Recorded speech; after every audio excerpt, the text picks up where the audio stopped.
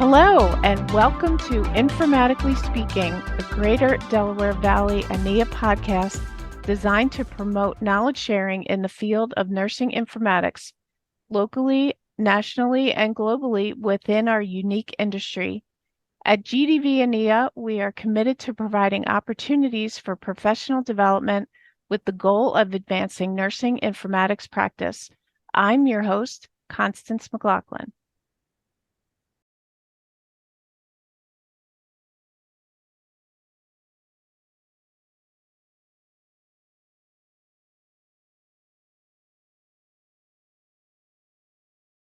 Welcome back to the GDV ANIA chapter podcast, Informatically Speaking, a podcast for nurse informaticists and informatics enthusiasts alike.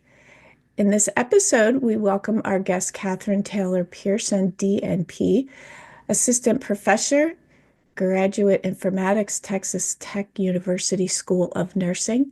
She is a retired U.S. Army colonel and our ANIA president-elect. So next year, she will be our national president. Welcome, Katherine. So great to have you with us. Thank you, Constance. It's an honor to be here. Well, our topic today is an interesting one, and one that is top of mind, I think, for all of us in the healthcare profession, focusing on empowering nurse wellness. But today we're going to talk about empowering nurse wellness through informatics. To kick us off, I'll just read a few results from the 2024 Nursing Workforce Survey. 800,000 nurses responded. 138 have left the workforce since 2022. And it is reported that 40% of us intend to leave the profession by 2029. The top reasons being stress and burnout, pay, understaffing, workload, and workplace violence. Wellness has been a topic of conversation for quite some time. Like I said, Katherine, as a professor, this is top of mind for you. You are teaching our nursing young to enter into the profession. Speaking of which, you are drafting a paper that touches on wellness within the integration of AI, telehealth, EHRs, and other digital tools. The word techno-stress comes to mind when we talk about those things.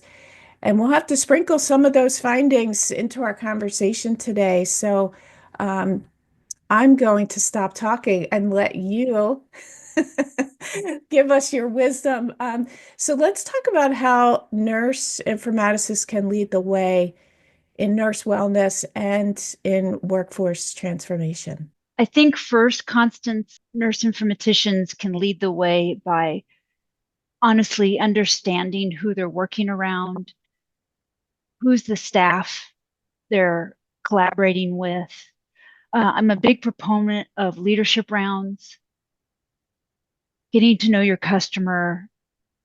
And of course, that breaks off into usability and understanding what's causing cognitive workload and challenges of that. But I think you need to know your customers. You need to know your nurses. I learn a lot from my students every day. I have the honor and privilege of teaching in the graduate informatics program at Texas Tech. And many of our students are at the front line. And they tell us and show us how challenging it is every day. And so we're having lots of discussions about applied informatics and what their role can be, especially if they choose to stay at the bedside versus perhaps going into a EHR analyst role or business analyst role.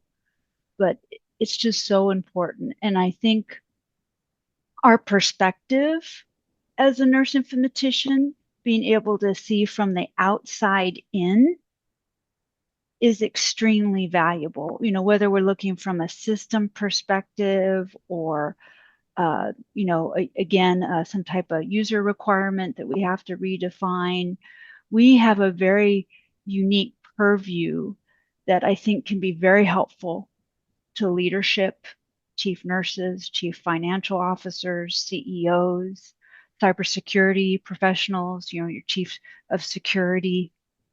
So I'm excited what the future can bring, but I will be honest, this report was very hard for me to read, and I know that we have a huge aging population and we have to build the bench, Constance. We have to figure it out. That's very, very clear to me. I know if we can continue to team up and work, in a collaborative fashion, we will figure out answers, but we're at a critical need right now. I agree. And, I think about what you had said in the beginning. I think about knowing our colleagues uh, in the acute space, in the office space, and what they need to be up, what they're up against, really, and what they need to be on top of, what they need to know all day long. It's really not just about the technology. Hmm. It's about knowing them so that we can make it easier for them, that we can Yes, make it more efficient for them, and make it not so scary. yes. And I'm very proud of us at the university, proud of us at American Nursing Informatics Association. I feel like we all share that common vision right now that we need to break down some perceived barriers in the past. Uh, Many of you listening to this podcast may have caught our presentation yesterday that we teamed up with the American Medical Surgical Nursing Association. And I'm so proud of our leadership at ANIA, Mark Johnson, all of our board, because they had the vision to be able to team up with that other organization to highlight this great certification exam. And virtual nursing seems to be a key issue for all leaders right now. How are they going to implement it? How are they going to train their staff? How are they going to make sure that there are standards, not only for their facility, but to help with retention? So I do think there's a lot of hope out there, Constance, but we gotta stay on this train. We gotta continue it for sure. Well, for us and current patients' sake, right? I mean, I Yes. guess Oh, it's all yes.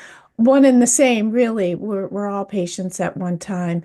But the one thing that I think what you just touched on in with telehealth is really hopefully I'm hopeful that it's going to address the retiring situation. So, Yes. I didn't read into the report to see if the 40% was some was retiring and the others were just saying, I'm done, I'm out, 5 more years and I'm out. But I think that that's a game changer that our seasoned nurses can be in that capacity. But there's so many things to work through. There's a lot of kinks right now.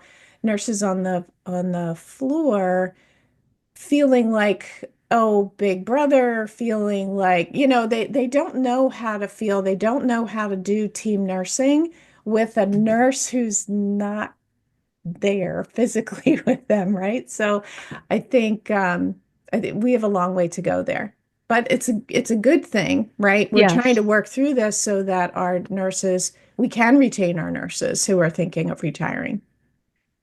I'm on some other projects as well where we're discussing a lot, talking about, what different staffing models perhaps could be looked at with virtual nursing.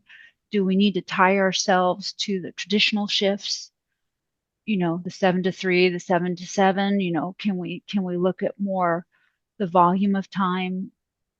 Perhaps we need to have a more staff in our virtual nursing team when we know discharges are anticipated in the afternoons, or maybe we need to have higher staffing on a Friday when we are trying to get medical equipment home. I'm thinking about care coordination too and what that handoff is.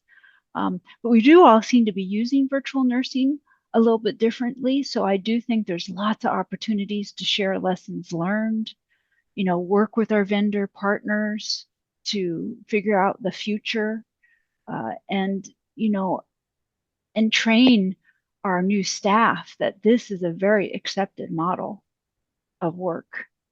And I do think we also need to take time to educate and coach our more seasoned staff as well, because I'm not sure they're aware of all these new technologies and what's available to them.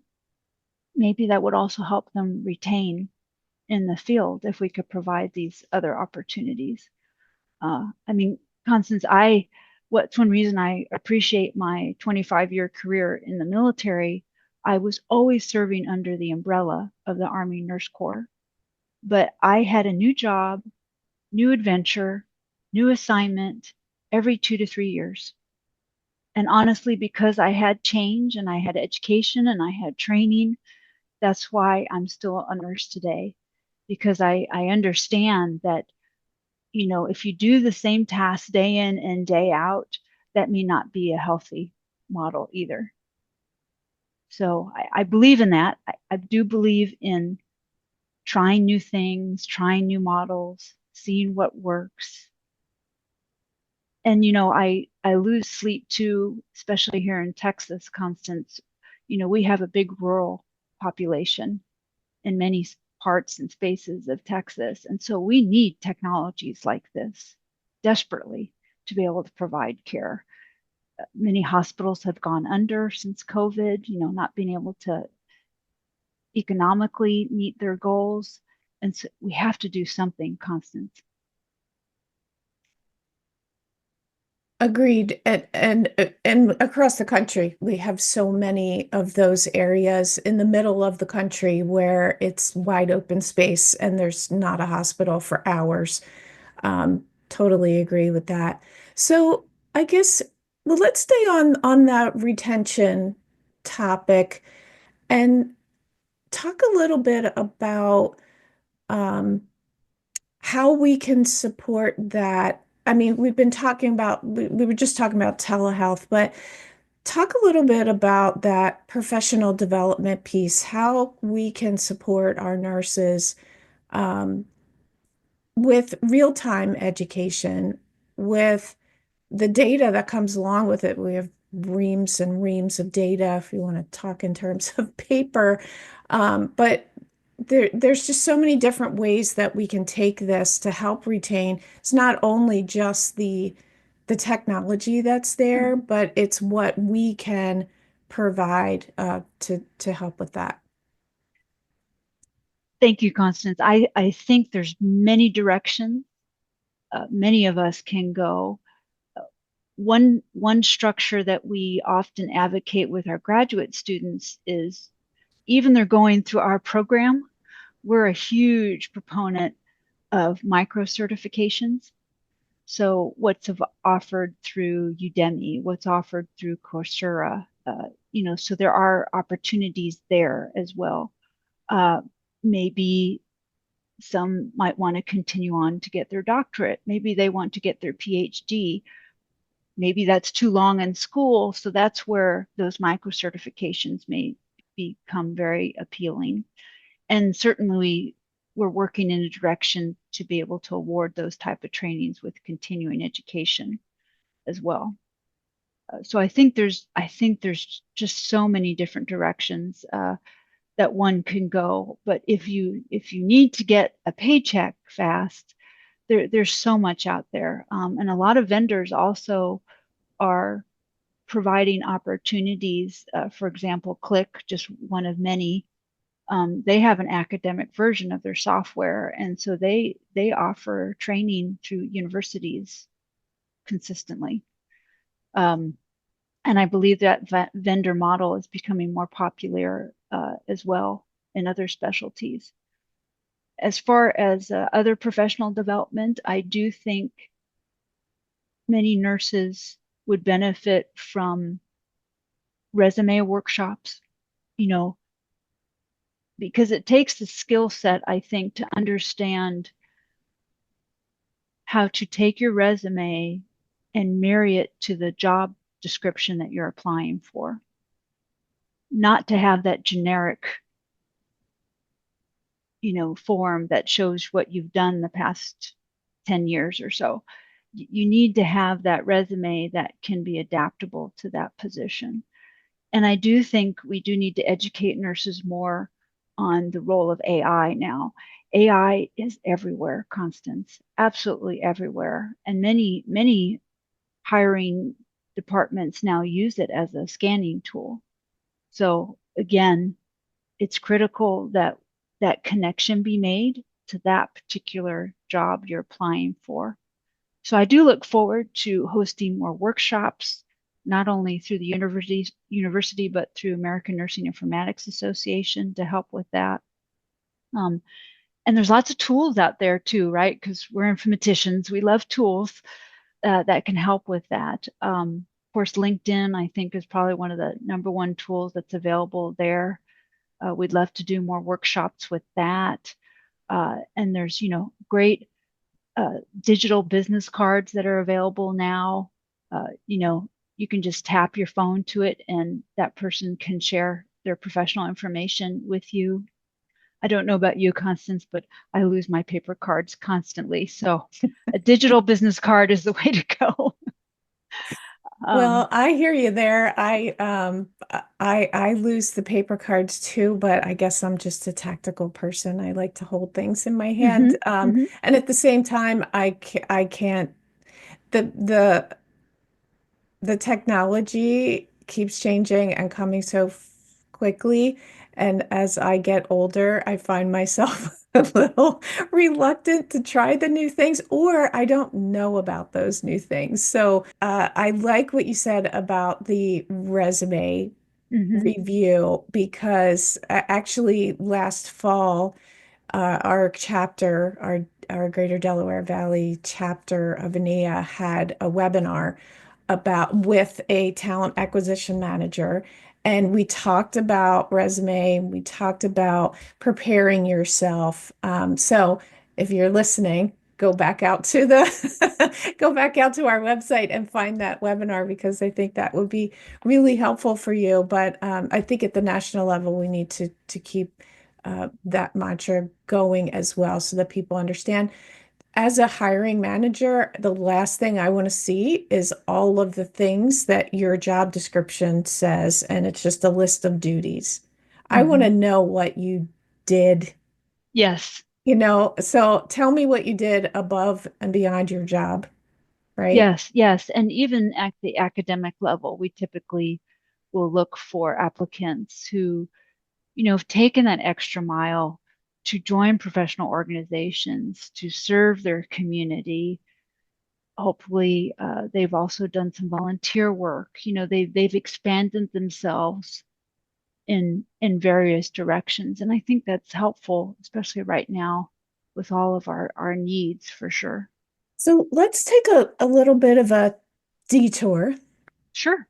or rather, let's talk about redesigning for better support of our nurses in the clinical environment. So not only in the acute space, in the community space, in the office space, we love our tools. Yes. We know that. What are the things that we can do to help with that redesign? We're so creative in the way that we do use our tools, but there is something to be said about standardization.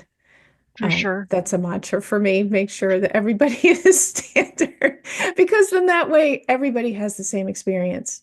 Hopefully good experience with the technology. So I'll get off my soapbox, but let's talk a little bit about what that redesign might look like. I think first, Constance, it's essential that assuming whatever system it may be, assuming it's not a homegrown system, but honestly, the same principles would be applied even with a homegrown system. But you need to really prioritize what I call user-centered design. That's essential. And then the other part of that is certainly partnering with your vendor, especially if it's at a point where, the product has not been transitioned to your facility fully, and you're still reaching out to the vendor for support. So regardless, whether it's the vendor or if it's in hospital or whatever the customer base is, having that user-centered design focus is essential. And inviting your nurses to the Oh, table yes, to yes, see yes, it, to yes, feel it, to play with it, yes, and ask questions. Yeah. yes. I'm also a huge proponent for focus groups. I don't think there's anything more rewarding, honestly, for the vendor to come in and speak to the customers to understand what their challenges are, what do they need, what are they experiencing out there. Even I had an opportunity to be in a focus group recently looking at medical device security. It was tremendously valuable. I was the only nurse in the room, which was fine, but I worked with several other cybersecurity professionals in the room. Our perspectives were very different. But at the end of the day, our goal was safe patient care, how to get our software updates and any fixes that had to be done. Bottom line, we didn't want to slow down anybody at the bedside because of the issue, and how could we work through that. But I think focus groups also, if we could do more of those, I think that would be very helpful. Either at the hospital level, university level, professional organization level would be another strategy. I think anything we can do to have fewer clicks now will be very, very valuable. I have some great colleagues out there. Um, uh, Dr. Mary Teets, who's an expert in this area, she has taught me a tremendous amount, but I do think we need to work in that direction. And I think there's more sensitivity out there, Constance. Even with my daughter, who's 13, going on 30, she's even more sensitive to it now. She even came up with a business proposal to me, maybe that she should downgrade her smartphone to like a flip phone so she can focus on school more. So I think there's more sensitivity out there, and we can continue to work as a profession to share that. The newest and the brightest and the biggest and the fastest may not always be the solution, and I think that's okay. Sometimes we have to go back to the basics for sure. I do think, uh, you know, there also should be a criteria with requirements. You need to evaluate how much frustration the staff are encountering, when you're testing a system. And I think too, that's the other part of my answer here as well, is we can't forget about testing. When I first came in the profession, Constance, about 30 years ago, we always had testing centers. We always had a testing database. We had testers. We had a whole test system. I think you get my point. Mhm. Now I'm quite aware that some vendors have had to move away from that for cost, for time, and I'm not sure that that's been a good direction for us to go. So if we can bring back that testing model to have our nurses be a part of that process, it also can help be very helpful for training and education and embracing that change, whatever that is. Well, you said a lot there, and I will say that we are well past the major implementations, right? Unless, of course, Mm-hmm. you're ripping and replacing. But Yes. but Mm-hmm. that brings into exactly what you're talking about. So the focus groups in terms of what's happening now, what are the frustrations, how are you using it? Can we apply standards to the workflows, to the clinical workflows, to what you're seeing when you're out there rounding? Um, having the testing pieces where um, you have a sim lab, that you have an integrated sim Yes. lab where Yes. you're not only talking with the new hires that are coming in, or, of course, new nurses that are coming into your organization, that they're able to touch it and see it and talk about it in a safe environment before they get out on the floor. So, I mean, that's applicable to not just our new nurses or not just our new hires that want to, that need to understand what's happening, but for those of us who have been in the industry for a long time, guess what? There's always room to learn something else, Yes. or maybe you didn't pick up on something, but it's that time that you're taking to touch it, see it, feel it, smell it, but also having that time outside of that where you're discussing the things that are happening, that you as an informaticist are taking the time to round, not howdy rounds. Those people who know me know that I'm not big on the howdy rounds, like, hey, how's it going? Okay, I'll see you later. But spending time in the office, in the community, at the bedside, to really absorb what's happening and watch some of these nurses and understand where their frustrations are coming from. Because what they tell you and what you see are probably two different things. And I can't even tell you, Catherine, I've been talking about this for at least 20 years. Just standing at the end of a hallway or in the corner of an office and watching how they're using the technology, and Yes. they think that it's fine, or they are so frustrated, but it's easily remedied if they would just do this, then help them build their muscle memory. I know I've talked about it on other podcasts before, watching nurses give meds from the door, and the door of a room, and stretching a tethered device across. I mean, just unbelievable things that you actually see. But this is the stuff that frustrates them, right? And they Yes. don't realize. But that's what your rounding is for. Yes. Yes. Uh, and Constance, I agree. There's so much value in doing that.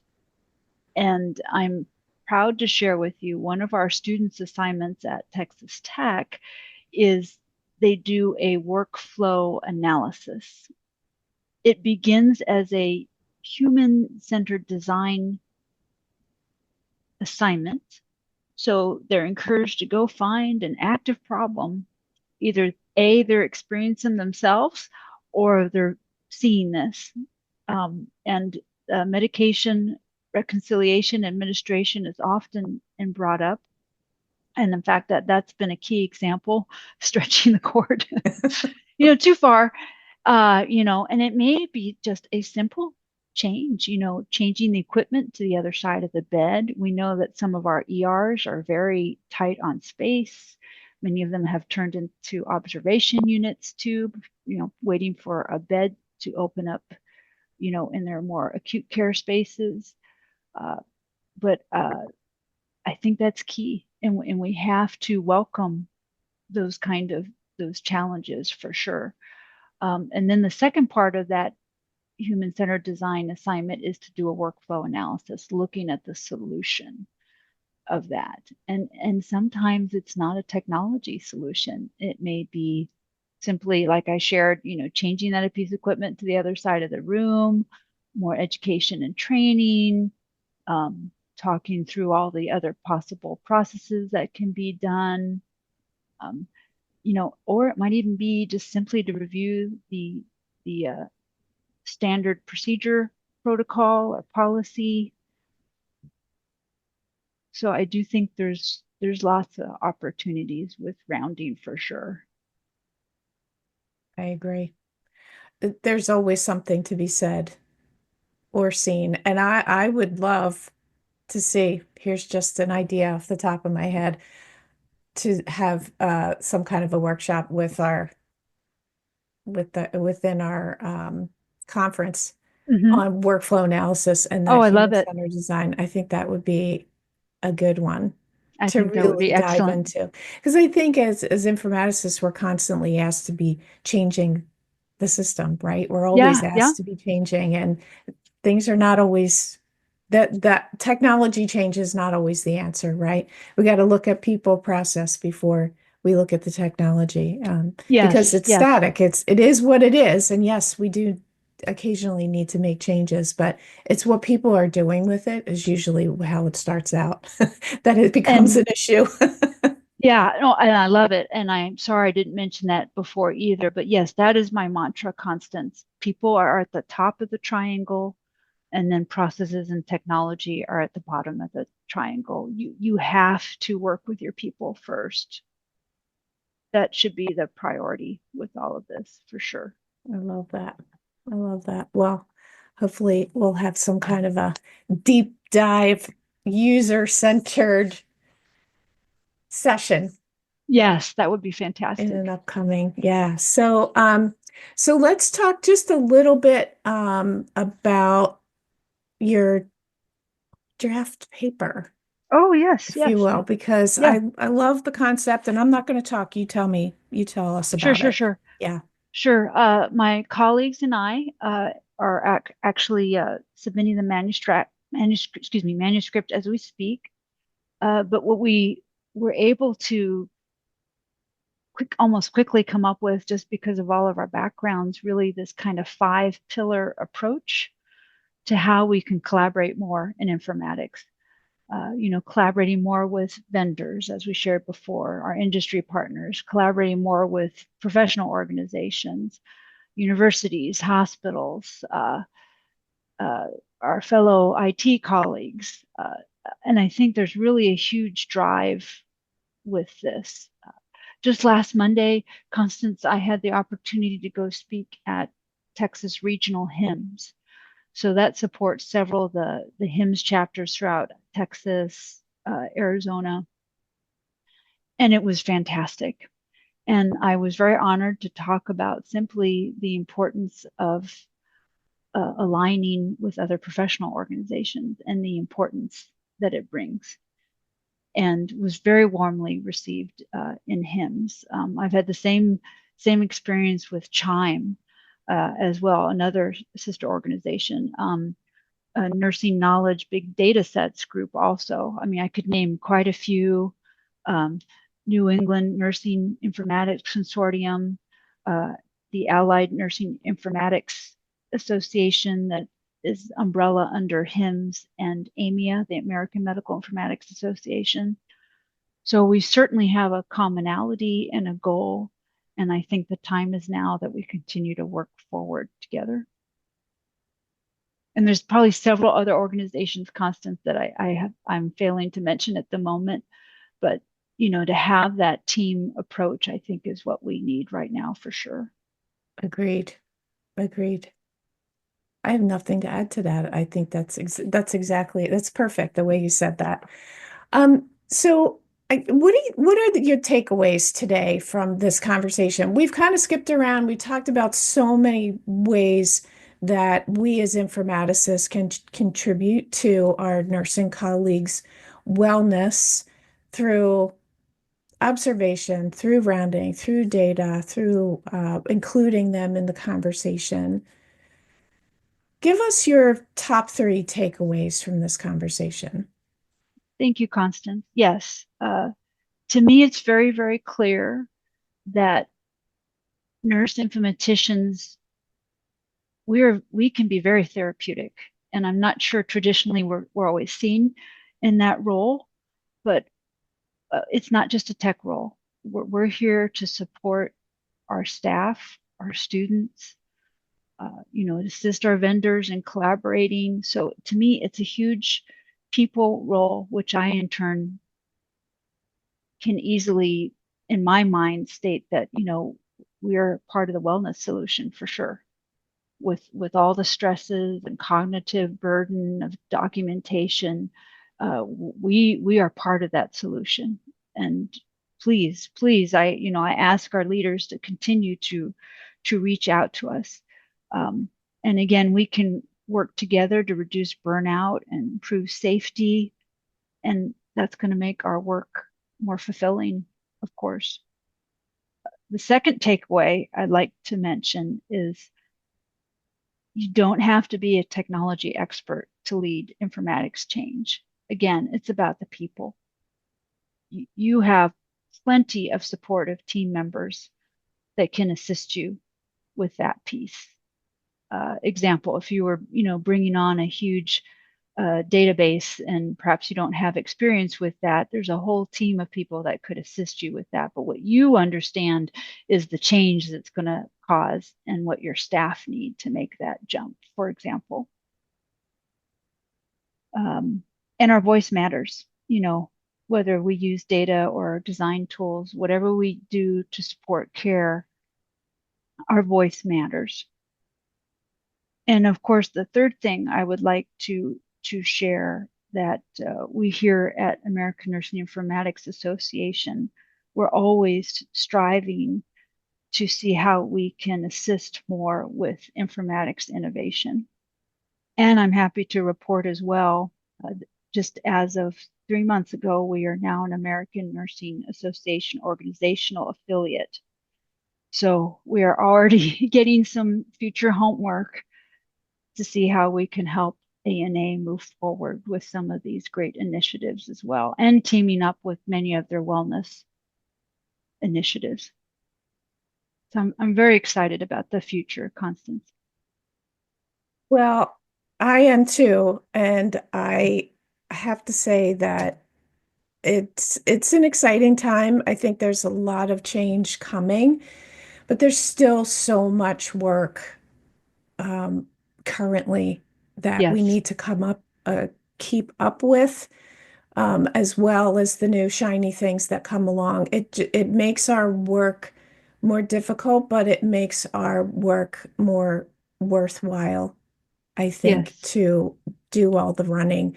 I am grateful for our organization, for ANIA. I think we do great work there. I love that we're an affiliate now of ANA, that we're working closely with AMIA. There's so many things that we're doing that I don't know that our base know everything that's going on. So I would say to that is to visit the website, take in as much as you possibly can, and join your local chapters so that you are involved, because this is not just a 9 to 5 job that you finished work and you go home. This is a constant upkeep of your education, of your thoughtful collaboration with our bedside and community colleagues. And so important that you are involved in the work that's going forward, because it can't just be the same 10 people year after year. We all have to be involved in all of this. Katherine, your students are so lucky to have you. I love when we talk because you're always telling me about the assignments that you're giving them. And it's great because there's really thoughtful, up-to-date assignments. I mean, you're not messing around there, but you're making them think, and that's exactly what we need to be as informaticists, as thinkers, and how can we make things better for everybody? yes, absolutely, Constance. And it's a great model, one of many, but I find many informaticians are very visual and hands-on people. And that is one of the reasons they perhaps have chosen to go in that direction of that field. So I try very, very hard to do that. And I'm very fortunate that my program director, Dr. Steph Helscher, really also sees value in that. And she allows me to continue with that. Example, I'm teaching project management this summer. So one strategy I was trying, and I'll let you know perhaps in a future podcast if I'm invited back, how it's going. But we're going to have a class project. So the students had to vote on 4 different options. And of course, what did I choose? EHR, rip and replace, how to implement a smart hospital unit, meaning upgrading all the equipment, perhaps in a renovation, downtime plan, your favorite, Ugh. and how to create a hospital to home program. And interesting, the votes came in Sunday night, and the majority would like to implement a smart hospital room. So, that assignment will have a lot of renovation. How are you going to time the replacement of the equipment? What are you going to replace? What's your budget? Who's your business owner? So I will have some fun creating that and then challenging them to really pick that project charter apart and what's wrong with it and what's missing. And I hope they enjoy it and also get a lot of value out of that too. But yeah, some of this is fun to put together too and share lessons learned. And I do think they enjoy that. That is awesome. I wish I could be your student because I want to do that. I want to work on that project. That sounds so much fun. Well, we'll definitely invite you back, Katherine. Of course, we'll have to set up another time, and would love to hear the results of this project. And we always have so much to talk about, so definitely. So thanks for joining us today. This is great. Thank you, Constance. Thank you for the invitation, and it's truly meant a lot. So thank you so much. So fun. Thank you for joining us today. We hope you'll join us again for another session of Informatically Speaking.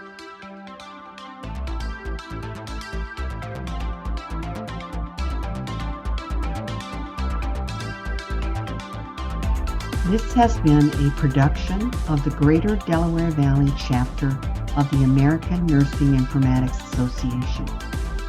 For more information about the GDV-ANIA chapter, visit us at community.ania.org/Greater Delaware Valley/home.